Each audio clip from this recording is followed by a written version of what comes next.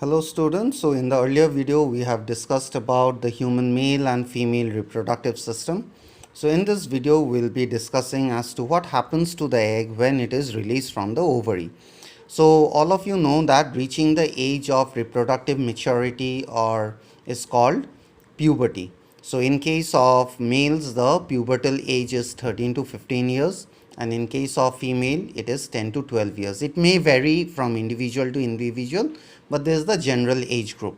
So puberty means the particular age at which the person's reproductive organ will become functional. That means the testes will start producing sperms and the ovary will start producing egg.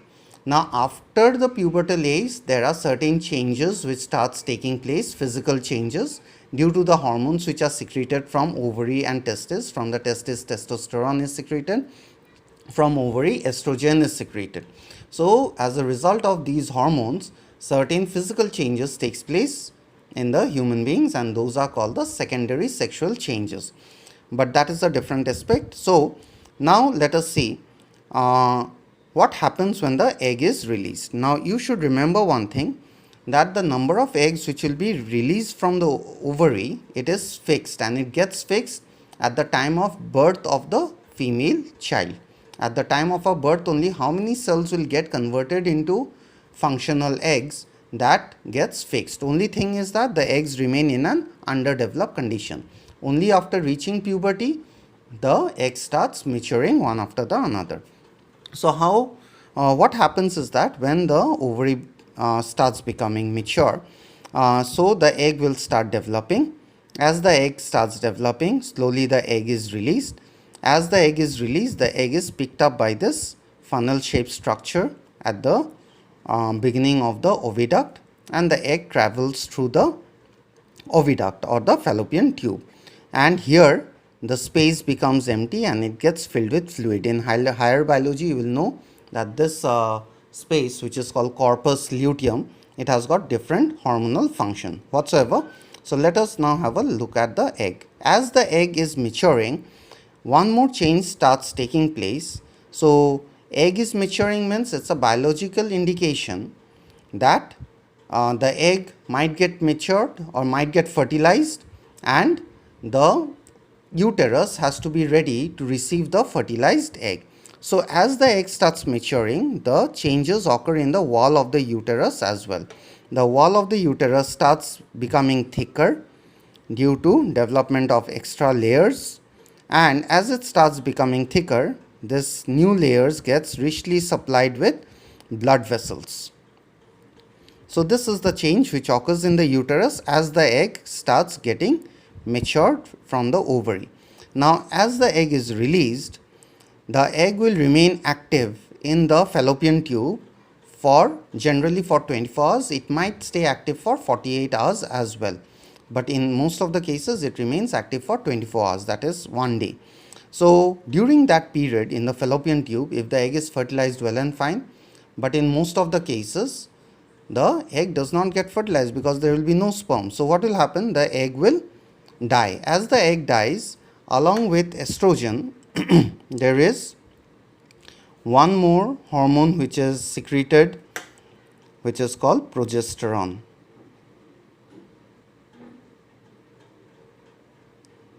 So the level of estrogen and progesterone will suddenly fall in the body, and as the level of estrogen and progesterone falls when the egg is not fertilized, then the walls of the uterus, which became thick to receive the fertilized egg, that will start breaking down. As the wall starts breaking down, the dead tissue because now the blood vessels will get exposed, so the dead tissue along with the blood, it will come out in the form of a flow which is called the menstrual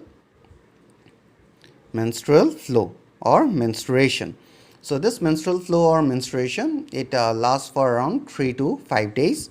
So after which the entire uterus gets cleared up and the uterus once again become ready to become thick in order to receive the next egg. So it must be understood that in this month, if the egg is released from this ovary, in the next month the egg will be released from the other ovary. So the eggs are released alternately, and the time duration from the first day of the menstrual flow to the next first day of the next menstrual flow, subsequent menstrual flow. This entire period is called the menstrual period. And this menstrual period or the reproductive period is for 28 days. Okay, so we should not get confused between the time duration of menstrual flow, which is around 3 to 5 days, and the time duration of the entire menstrual period. Menstrual period means the reproductive period, beginning from the first day of flow of the particular menstrual cycle or the menstrual flow to the next first day of the next menstrual flow. So that is called the menstrual period, which is 28 days or 1 lunar month. This menstrual flow is also called menstruation. Now, the first menstrual flow. So how do we know that the female has reached the age of puberty? With the help of the first menstrual flow, which is also called menarche. So this menarche occurs in the age of 10 to 12 years. Now I told you that the number of eggs which will mature during the entire reproductive phase of the female, so that is fixed. So a time comes when the eggs in the ovaries gets exhausted, there are no more eggs left. So at that time what will happen, this menstrual flow will stop, or the menstrual cycle rather, the menstrual cycle, menstrual period or the menstrual cycle will stop. And this stoppage of the menstrual cycle occurs at around 50 to 55 years of age. It can vary, it can occur at 45 also, it can occur at 60 also, but on an average it occurs between 50 to 55 years of age. And the last menstrual cycle, the last menstrual flow, that is called the menopause, which means that the eggs have got exhausted. So this is basically what happens when the egg which is released from the ovary does not get fertilized. Now we will see the events which occurs if the egg which is released from the ovary gets fertilized. So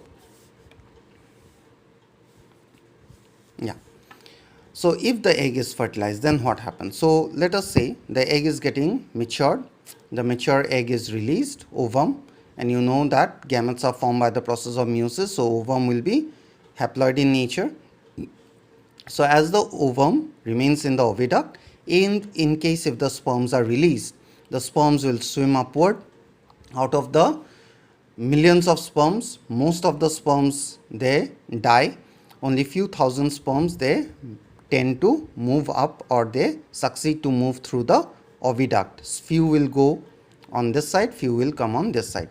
So if the egg is present at that time, one sperm will fertilize one egg. We should remember that if I will tell you that later. Okay, so when the sperm is fertilizing the ovum, so sperm is also haploid, sperms are also formed by meiosis. So haploid sperm combining with haploid ovum, it forms the diploid zygote. So this particular cell, the zygote, is the first cell or the beginning of the next generation.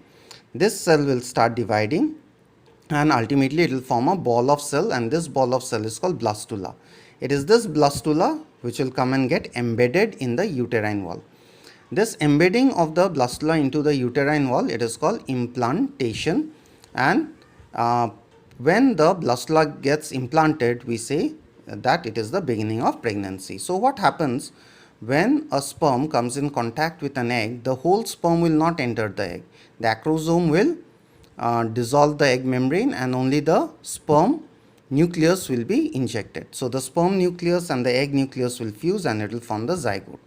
So the moment the one sperm comes in contact with the egg, a very thick layer is developed. In higher biology you will learn it is called cortical granule reaction. So a thick layer is formed around the egg which prevents the entry of other sperm, so that only one sperm can fuse with one egg. So this zygote is formed, which is your diploid. So this zygote will start dividing. First it will divide into two, then it will form 4 cells, and it will subsequently keep on dividing, and ultimately it will form a ball of cells called blastula. So generally, initially it is a solid ball of cells. Slowly the cell starts moving towards the side. It forms a hollow ball of cells. On the periphery or on the side you have all the cells arranged. This blastula will get embedded. So once it gets embedded, now this will start developing into the fetus. So as the fetus develops, the fetus will develop inside a protective bag, and this bag is called the amniotic sac. This amniotic sac is filled with a fluid, and this fluid is called amniotic. It is called the amniotic fluid. Now we should keep one thing in mind. So it also gives us an indication that we have actually evolved from an aquatic environment, because you see the first phase of our life we always spend in a watery environment. So it is filled with this watery fluid. This amniotic sac and the amniotic fluid protects the fetus from mechanical injury. So it acts as a shock absorbing fluid. So the fetus, as it is developing, generally the head of the fetus remains downward. So the navel point that we have, we were actually connected with our mother with this particular point in our abdominal region. So from this navel point a tube arises. This tube is called the this is the amniotic sac. This tube is called the umbilical cord. It is called the umbilical cord, and this umbilical cord, it comes near the place where the implantation took place, and it forms a disc-like structure.